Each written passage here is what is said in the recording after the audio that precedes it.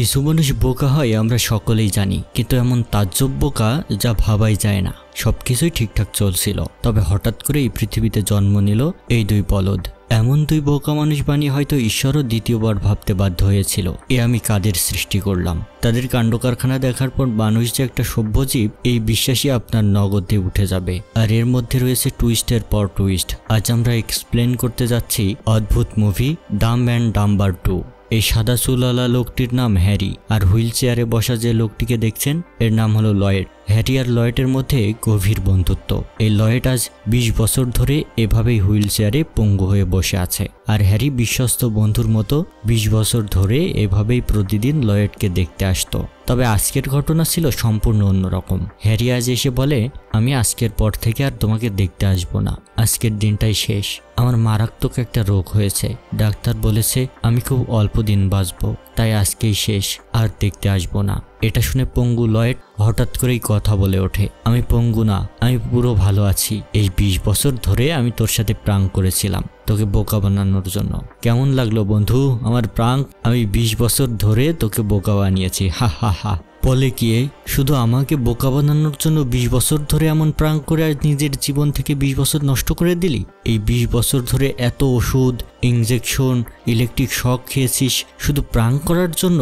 তুই এত গাধা, তোর জীবন থেকে 20টা বছর নষ্ট হয়ে গেল। লয়েডের চোখে বিন্দুমাত্র আফসোস নেই, উল্টো সে বলে 20 বছর নষ্ট হয়েছে তো কি হয়েছে, তোকে তো দিনের পর দিন বোকা বানাতে পেরেছি। পরের দৃশ্যে আমরা দেখি লয়েড তার চুল দাড়ি সব কেটে ফেলেছে এবং তারা দুজন বাড়ির দিকে রওনা হয়েছে। বাড়ির নিকটে পৌঁছে যাবার পর তাদের একটা হুইল চেয়ারে বসা অন্ধ লোকের সাথে দেখা হয়, আর এই লোকটির নাম ছিল বিল্লি।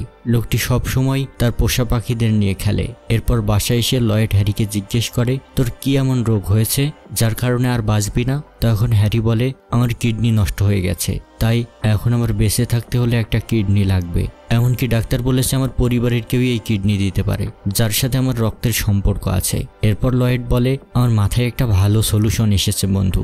অনেকদিন হয়ে গেল তুই বাড়িতে যাস না, তুই বাড়িতে চল, তোর বাবা মাকে বসিয়ে তাদের থেকে একটা কিডনি নিয়ে নিস, কারণ তাদেরও তো বয়স হয়ে গিয়েছে, আর কয়দিনই বা বাঁচবে। আর এতদিন পর বাবা মার সামনে গেলে তারা নিশ্চয় আবেগ আপ্লুত হয়ে পড়বেন, এই সুযোগে তোর জীবনটাও বেঁচে গেল। এসব ভেবেই হ্যারি বাড়িতে যাওয়ার সিদ্ধান্ত নেয় এবং বাড়িতে গিয়ে সে তার বাবা মাকে সবকিছু খুলে বলে। তার যে একটা কিডনির প্রয়োজন এটাও বলে। হ্যারির বাবা তখন যেটা বলে এটা আসলে চোখ কপালে ওঠার মতোই। হ্যারির বাবা বলে, আমি তোকে একটা কিডনি দিতে রাজি আছি, তবে পরিতাপের বিষয় তোর সাথে আমার কোনো রক্তের সম্পর্ক নেই, তুই আমার সন্তানই না, তোকে রাস্তা থেকে কুড়িয়ে পেয়েছিলাম। আর তোর সাথে যেহেতু আমার কোনো রক্তের সম্পর্ক নেই, তাই আমার এই কিডনি তোর কোনো কাজে লাগবে না। তখন হ্যারি খুব সারপ্রাইজড হয়, সে ভাবতেই পারছে না যে তার বাবা মা আসল না। এরপর হ্যারির মা বলে, তুই এতদিন এখানে ছিলি না, তোর নামে অনেক চিঠি এসেছে, এই চিঠিগুলো নিয়ে যা।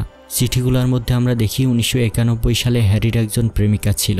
চিঠিতে খুব অল্প করেই লেখা ছিল এবং সেখানে লেখার ধরন এমন, তার গার্লফ্রেন্ড তাকে লিখেছে, আমি প্রেগনেন্ট, দ্রুত আমার সাথে দেখা করো। মেয়েটির নাম ছিল ফ্রেডা। এরপর দেখা যায় লয়েডের মাথায় আবার নতুন একটা বুদ্ধি আসে। তখন লয়েড বলে, বন্ধু তোমার প্রেমিকা 1991 সালে চিঠিটা পাঠিয়েছিল, আর সে যদি এই সন্তানটা জন্ম দিয়ে থাকে তাহলে নিশ্চিত তার বয়স 20 হয়ে গিয়েছে। তাহলে আমরা যদি তোমার ছেলেকে খুঁজে পাই তাহলে ছেলের কিডনিটা নিয়ে তুমি বেঁচে থাকতে পারবে। এরপর তারা এই বুদ্ধি অনুযায়ী ফ্রেডাকে খোঁজ করতে শুরু করে। এরপর হ্যারির মনে পড়ে পিটার নামে তাদের একজন বন্ধু ছিল, সে ফ্রেডার ঠিকানা জানতো, আর দীর্ঘদিন হয়ে যাবার কারণে কোনো ঠিকানাই তেমন মনে নেই হ্যারির। এরপর তারা পিটারের ঠিকানা খুঁজে তারা পিটারের বাড়িতে যায় এবং গিয়ে জানতে পারে পিটার আর বেঁচে নেই, সে বাইকে অ্যাক্সিডেন্টে মারা গিয়েছিল।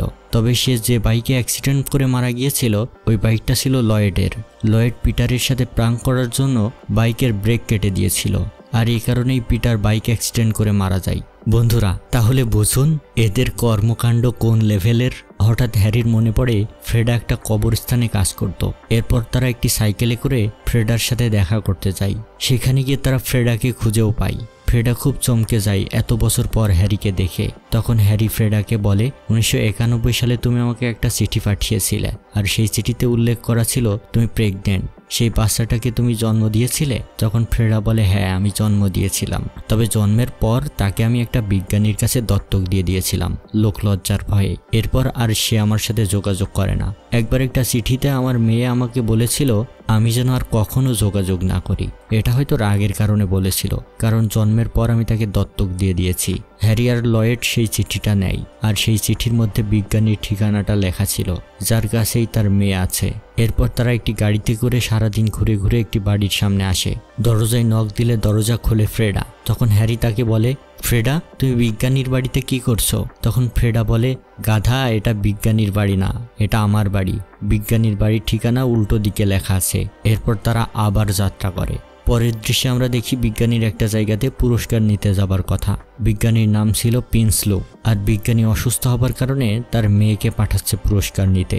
এমনকি তার মেয়ে আজ সেই অনুষ্ঠানে বক্তৃতা দেবে, এবং মেয়ের হাতে একটা বাক্স দেয় বিজ্ঞানী, আর তাকে এটি খুব যত্ন করে নিয়ে যেতে বলে, কারণ এই বাক্সে সে মানবজাতির জন্য সবথেকে বড় আবিষ্কার করে রেখেছে। তবে আমরা দেখি হ্যারির মেয়ে প্যানি হ্যারির মতোই বুদ্ধি পেয়েছে, যার বুদ্ধির মাত্রা বেশ হালকা। বিজ্ঞানীর সাথে আমরা বিজ্ঞানীর অল্প বয়সী বউকে দেখি, যে ছিল অনেক সুন্দরী একজন নারী। এই মহিলার আবার বাড়ির কাজের লোক ট্রাভিসের সাথে অবৈধ সম্পর্ক ছিল, আর সম্পত্তির লোভে এই মহিলা প্রতিদিন একটু একটু করে তার হাজবেন্ডের খাবারে বিষ মিশাচ্ছিল। মহিলার নাম ছিল অ্যাডেলে। প্যানি বাড়ি থেকে চলে যাবার পর হ্যারি আর লয়েড পিন্সলোর বাড়িতে আসে আর সবকিছু খুলে বলে। মিস্টার পিন্সলো এতদিন পর প্যানির আসল বাবাকে দেখে অনেক খুশি হয়। এরপর সে বলে, একটু আগে আসলেই আপনি আপনার মেয়েকে দেখতে পেতেন। সে একটু আগেই শহরের বাইরে চলে গেল। এরপর আমরা দেখি প্যানি সেই বাক্সটা নিতে ভুলে গিয়েছিল, তাই ডাক্তার পিন্সলো হ্যারিকে বাক্সটা প্যানির কাছে পৌঁছে দিতে বলে, আর সে বলে, আপনি বাক্সটাও নিয়ে যান, একই সাথে আপনার মেয়ের সাথেও দেখা হয়ে যাবে। এরপর ডাক্তারের স্ত্রী অ্যাডেলে একটা প্ল্যান করে। বাক্সের মধ্যে যে মহামূল্যবান জিনিস আছে এটা সে জানতো, তাই সে বুদ্ধি করে ট্রাভিসকে তাদের সাথে পাঠায়। ট্রাভিস হ্যারি আর লয়েডকে মেরে ফেলে ওই বাক্সটা নিয়ে নেবে, আর প্যানিকেও মেরে ফেলবে। এদিকে ডাক্তারকে তারা এভাবেই আস্তে আস্তে বিষ দিয়ে মেরে ফেলবে, তাহলেই সব খেল খতম। প্ল্যান অনুসারে ট্রাভিস ওদের সাথে যায়। তবে ট্রাভিস তো জানতো না সে কাদের সাথে লড়তে এসেছে। হ্যারি আর লয়েড বিভিন্ন ঝামেলা পাকিয়ে ট্রাভিসকে নানা রকম যন্ত্রণা দিতে থাকে। এমনকি হোটেলে গিয়ে ট্রাভিসের রুমে এক গাদা বাজি ফুটিয়ে একেবারে বিধ্বস্ত করে ফেলে। ট্রাভিস শুধু প্রাণে বেঁচে যায় আজ। সে ইতিমধ্যেই বুঝে যায় এখানে থাকলে তার বেশিক্ষণ বেঁচে থাকা হবে না। পরের দিন তাই সে একটি নীরব রাস্তা দিয়ে হ্যারিদের নিয়ে যায়। সুযোগ বুঝে হ্যারি আর লয়েডকে মারার চেষ্টাও করে, তবে দুর্ভাগ্যক্রমে ট্রাভিসই ট্রেনের নিচে পড়ে মারা যায়। এদিকে ট্রাভিসের মৃত্যুর খবর নিয়ে অ্যাডিলের কাছে যায় ট্রাভিসের যমজ ভাই লিপিনকোড। সে অ্যাডিলেকে বলে, তুমি যেসব প্ল্যান করেছিলে সবাইকে মেরে সম্পত্তি ভাগিয়ে নেবার, আমি তোমার সব প্ল্যানে সাহায্য করব, আর আমার ভাইয়ের মৃত্যুর প্রতিশোধও নেব হ্যারি আর লয়েডকে মেরে। সে পেশায় একজন গোয়েন্দা ছিল। পরের দৃশ্যে আমরা দেখি হ্যারি আর লয়েড সেই অনুষ্ঠানে পৌঁছে গিয়েছে। প্যানির সাথে যোগাযোগ করার জন্য তারা একটি ছেলেকে তাদের ফোন নাম্বার দেয়, আর বলে, তুমি প্যানিকে বলবে তোমার বাবা এখানে এসেছে, আর সে যেন এই নাম্বারে কল করে। এদিকে আমরা দেখি ট্রাভিসের যমজ ভাই সেই অনুষ্ঠানে গিয়েছে প্যানিকে মারতে। পরের দৃশ্যে আমরা দেখি লিপিনকোড ওয়েটারের রূপ ধরে প্যানিকে মারতে আসে, তবে তখনই তার কয়েকজন বন্ধু সেখানে ঢুকে পড়ে, আর প্যানিকে বলে, তোমার বাবা এখানে এসেছে আর তোমাকে খুঁজছে। আর যেহেতু প্যানি জানতো না তার আসল বাবা হ্যারি, তাই সে ভাবে হয়তো এখানে তার বাবা পিন্সলো এসেছে, আর তাই সে অনুষ্ঠান ম্যানেজমেন্টকে ফোন করে বলে দেয়, এখানে আমি বক্তব্য দেব না, আমার বাবা এসে গিয়েছে, তাই আমার বাবাই বক্তব্য দেবেন। হ্যারি যেহেতু অনুষ্ঠানে ঢুকতে পারছিল না, তাই সে নিজেকে ডাক্তার পিন্সলো হিসাবে পরিচয় দেয়। অনুষ্ঠানের লোকেরা সেটা অ্যাকসেপ্টও করে নেয়। এরপর হ্যারি আর লয়েডকে অনেক সম্মান দেখানো হয় এবং তাদের সম্মানের সাথে ভেতরেও নিয়ে যাওয়া হয়। তবে তারা এখানেও নানা ধরনের পাগলামি করতে থাকে, নানা মানুষের পেছনে লাগতে থাকে। এমনকি হুইল চেয়ারে বসা এই লোকটিকে বলে, কি খবর, একটা ফুটবল ম্যাচ খেলবেন নাকি? এরপর লয়েডকে বের করে দেওয়া হয় সেখান থেকে। এরপর প্যানি ওই নাম্বারে ফোন করে।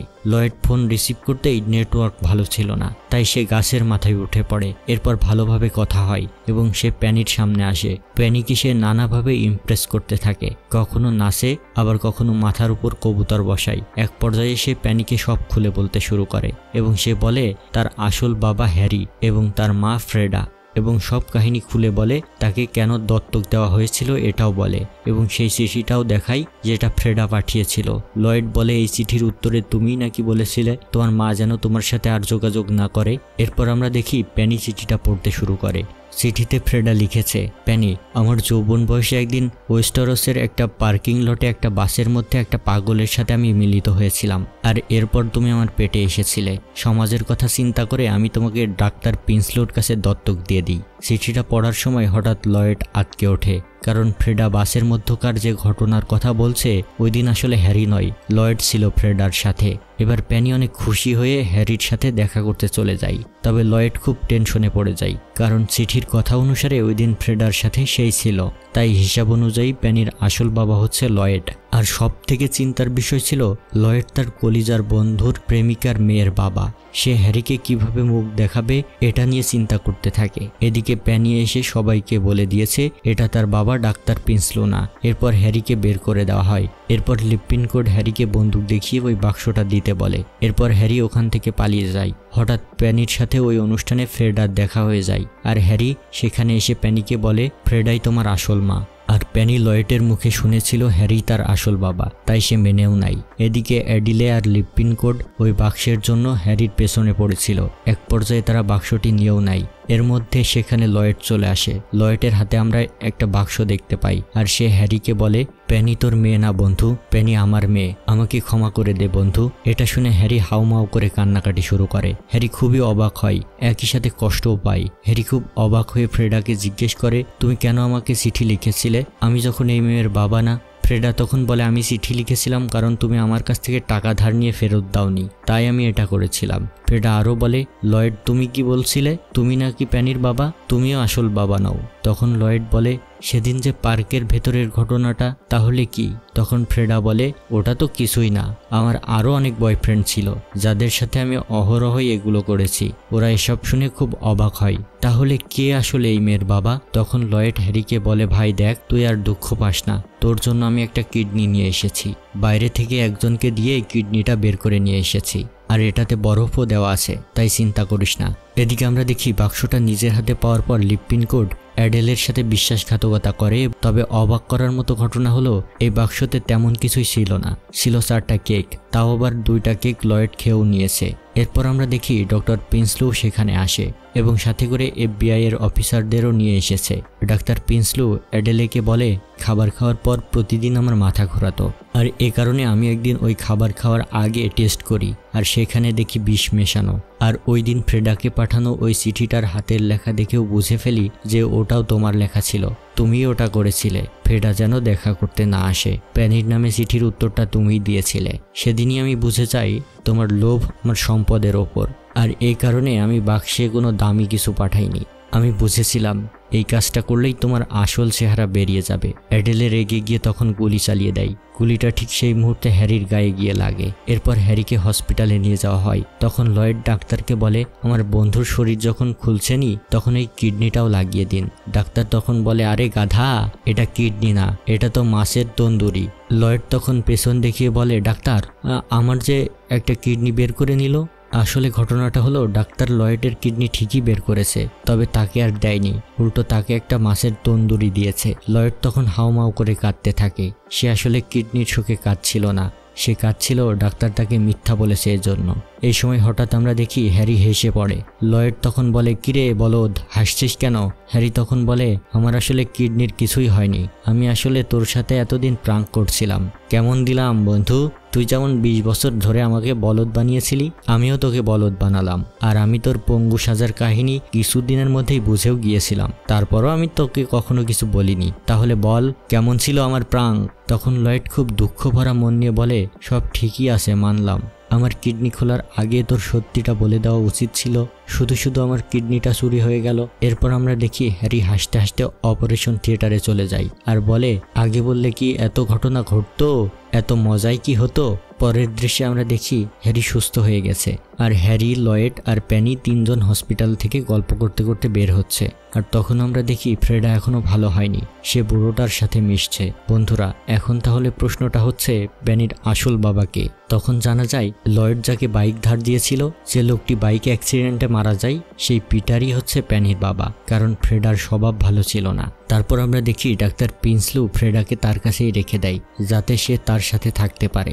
আর অন্যদিকে আমরা দেখি হ্যারি আর লয়েড একটুও পরিবর্তন হয়নি।